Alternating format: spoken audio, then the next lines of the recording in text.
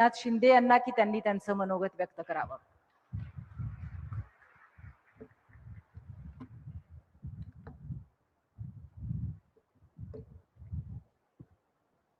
छत्रपती शिवाजी महाराज की जय भवानी. भारतीय राष्ट्रीय चळवळीचे जनक लोकमान्य बाळ गंगाधर टिळक यांच्या स्मृतीला मी वंदन करतो आणि व्यासपीठावर उपस्थित या देशाचे फौलादी आणि कणखर गृहमंत्री अमितभाई शाह,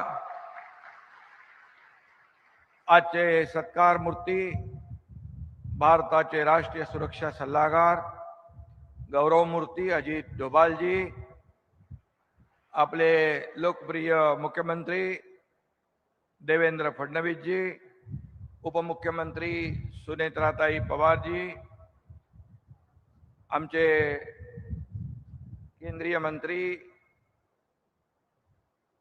आमच्या सहकारी मंत्री आणि सर्व व्यासपीठावरील सन्माननीय मान्यवर, लोकमान्य टिळक स्मारक ट्रस्टचे अध्यक्ष डॉक्टर रोहित टिळक आणि ट्रस्टचे सर्व पदाधिकारी आणि सर्व मान्यवर बांधव भगिनींनो आणि पत्रकार मित्रांनो, आज 1 ऑगस्ट देशाला स्वराज्याचा मंत्र देणाऱ्या लोकमान्य बाळ गंगाधर टिळक यांच्या पुण्यतिथीचा दिवस. त्यांच्या स्मृतींना खऱ्या अर्थाने पुन्हा एकदा मी अभिवादन करतो. 1 ऑगस्ट म्हटलं की संपूर्ण देशाला आणि महाराष्ट्राला उत्सुकता असते की लोकमान्य टिळक राष्ट्रीय पुरस्काराची, आणि आम्ही देखील भाग्यवान आहोत की अनेक वेळा या पुरस्कार सोहळ्याला उपस्थित राहण्याचं भाग्य आम्हाला मिळालं. 2023 साली या देशाचे लोकप्रिय आणि यशस्वी प्रधानमंत्री नरेंद्र मोदीजी यांना हा पुरस्कार प्रदान करण्यात आला होता. यापूर्वी श्रद्धेय अटल बिहारी वाजपेयी यांच्यासह अनेक मान्यवरांना आजवर या पुरस्काराने सन्मानित केलेला आहे.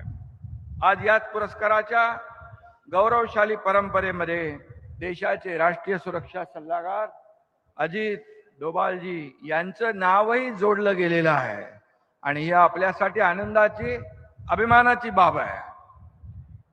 इसी पुण्य भूमि से लोकमान्य तिलक जी ने देश को स्वराज्य का मंत्र दिया था.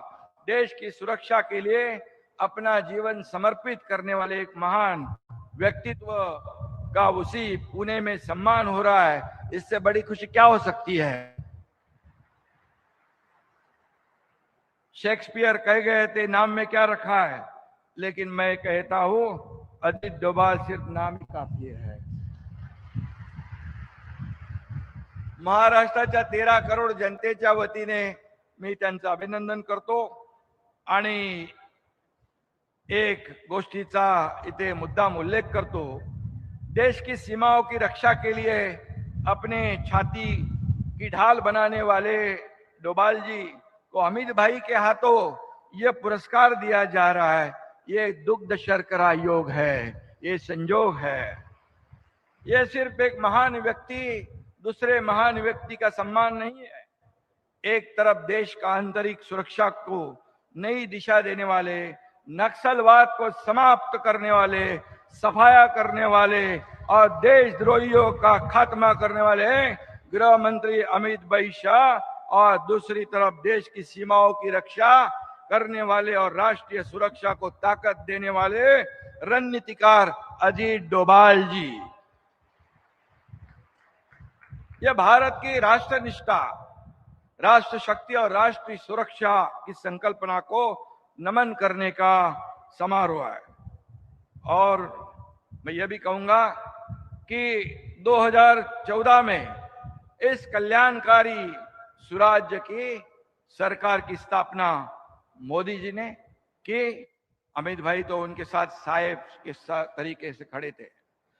हम सिर्फ राम नहीं कहते, साथ में लक्ष्मण का नाम भी लेते हैं. राम लक्ष्मण की जोड़ी कहते हैं. वैसे देश की राष्ट्र प्रेमी जनता आज मोदी शाही कहती है, ये भी हमारे लिए बहुत ही गर्व की बात है। लोकमान्य तिलक जी ने हमें स्वराज का महामंत्र दिया और आज हमारा देश उस स्वराज की सुरक्षा का मंत्र दुनिया को, विश्व को दे रहा है। ये हमारे लिए गौरव की बात है। इस मंत्र की रचना डोभाल साहब ने आदरणीय प्रधानमंत्री और आदरणीय केंद्रीय गृह मंत्री के मार्गदर्शन में कर रहे हैं। लोकमान्य तिलक और अजीत डोभाल जी का दौर तय वैसे अलग अलग है, लेकिन जब हम देश हित और इंटेलिजेंस की बात करते हैं, उस नजरिए से देखते हैं, तो डोभाल जी और लोकमान्य तिलक जी के आदर्शों पर ही चलने वाले एक व्यक्तित्व के रूप में आपको दिखाई पड़ेंगे, जिसका उल्लेख डॉक्टर रोहित जी ने भी किया है। ब्रिटिश साम्राज्य की नींव हिलाने के लिए लोकमान्य तिलक जी ने खुद का एक समांतर काउंटर इंटेलिजेंस नेटवर्क तैयार किया था। तिलक जी के नेटवर्क में ब्रिटिश प्रशासन के अधिकारी, पुलिस और डाक विभाग के कर्मचारी मुखबिर यानी खबरी के रूप में काम करते थे। ब्रिटिश क्या कार्रवाई करने वाली है, इसकी खबर लोकमान्य तिलक जी को पहले ही मिल जाती है और डोभाल जी और हमारे इंटेलिजेंस एजेंसियों का नेटवर्क भी लोकमान्य तिलक जी के आदर्श पर चला रहे। यह भी हमारे लिए बहुत ही गर्व की बात है। आतंकवाद की कमर तोड़ने और दुश्मनों से देश की रक्षा करने के लिए डोभाल जी ने भारत की इंटेलिजेंस प्रणाली को दुनिया में अव्वल बनाया। डोभाल जी 7 साल पाकिस्तान में अंडर कवर एजेंट बनकर रह चुके। ऑपरेशन ब्लू स्टार से पहले स्वर्ण मंदिर में कितने आतंकवादी है, उनकी ताकत कितनी है, उनकी तैयारी कैसी है, यह जानकारी महत्वपूर्ण थी। उस समय एक फेरी वाला सामान लेकर मंदिर में आता जाता था, वो फेरी वाला कौन था, जब मैं डोभाल जी से नहीं पूछूंगा। एक अधिकारी तौर पर भी पंजाब में खालिस्तानवादी आंदोलन के खिलाफ लड़ाई में डोभाल जी की भूमिका निर्णायक रही। इसके लिए डोभाल जी को कीर्ति चक्र से सम्मानित भी किया गया और भारतीय सेना के बाहर किसी व्यक्ति को कीर्ति चक्र का सम्मान देश के इतिहास में यह सिर्फ डोभाल जी को ही मिला है। यह भी हमारे लिए गौरव की बात है। उरी के आतंकवाद का भी यहाँ पर उल्लेख रोहित जी ने किया है, सर्जिकल स्ट्राइक का भी किया है, पुलवामा हमला इसका भी किया है, और ऑपरेशन सिंदूर तो कोई नहीं भूल सकता है। और हमारी सेना ने महज 23 मिनट में पाकिस्तान को घुटनों के बल पर लाने का काम किया है। यह भी हमारे देश के लिए गौरव की बात है। और इसमें हमारे प्रधानमंत्री जी, हमारे गृह मंत्री जी और अजीत डोभाल जी का भी बहुत बड़ा योगदान है। अतुलनीय देश प्रेम, बेहतरीन रणनीतिक कौशल और राष्ट्र रक्षा के लिए किए गए कड़े सटीक फैसले ही डोभाल जी की असली पहचान है। राष्ट्र प्रथम, यही राष्ट्रभक्त डोभाल जी का मिशन है। अजीत डोभाल जी को अक्सर क्या कहने का, अभी रोहित ने तो धुरंधर की बात कही है, जेम्स बॉन्ड, भारत का जेम्स बॉन्ड। अभी जेम्स बॉन्ड का जमाना चला गया है। डोभाल साहब को नए भारत का असली धुरंधर कहे जाना भी उचित होगा। घर में घुस के मारेंगे, सशक्त भारत के इस निर्धार को पूरा करने का साहस दिखाने वाले डोभाल जी पर्दे के नहीं बल्कि असली धुरंधर है। और उनके पीछे चट्टान की तरह खड़े होने वाले हमारे मोदी जी और गृह मंत्री अमित भाई यहाँ पर उपस्थित है। इसीलिए ये सम्मान को 4 चांद लग गए हैं। डोभाल जी के युद्ध के मैदान में सीधे लड़ने वाले सैनिक नहीं, लेकिन उन्हें देखकर एक ही दो पंक्तियां कहता हूं, सीमाएं सिर्फ नक्शों में नहीं होती, सीमाएं सिर्फ नक्शों में नहीं होती, उन्हें हौसलों से भी महफूज रखा जाता है। ये 2 पंक्तियां ही डोभाल जी का पूरा प्रोफाइल बताती है। और इसलिए 2014 से पहले देश की परिस्थिति हमने देखी है, धमाकों की घटनाओं से कांपता भारत हमने देखा है।